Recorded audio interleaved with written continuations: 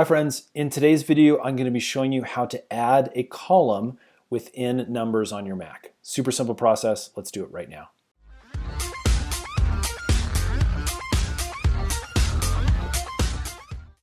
Okay, so for this video tutorial I've created a very simple spreadsheet for us to look at.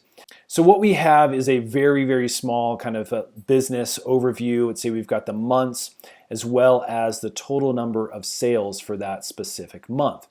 Now, let's say you've imported this data and you realize, you know what, I'd like to add something else in here. Maybe this number represents the top salesperson.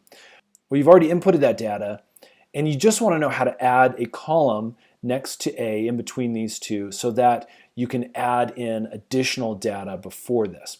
Now there's a couple ways of doing this. Very simple. If you have a blank column, you can actually come up to the top here and select the column that's blank, and then you can click and you can actually drag over in between the two columns where you want to add that new one. Now when you do this, you have to remember that the previous data will now be seen as being in column C.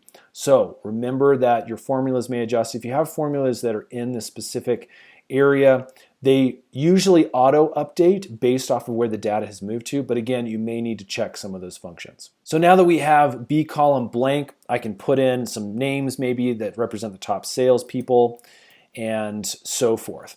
Now let's say you have all these columns that have data in them, and this is things that you want your business to have represented, and you run out of space.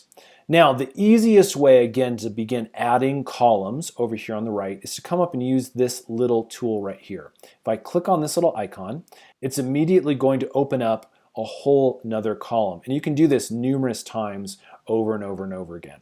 Now, here's another little tip. Let's say you want to add multiple columns and you don't want to go up here and just be clicking on this a number of different times. One of the things that you can do, let's say you want 3 columns all at once, is I can actually come up here and I can drag and make sure I'm selecting all 3 of these columns right here.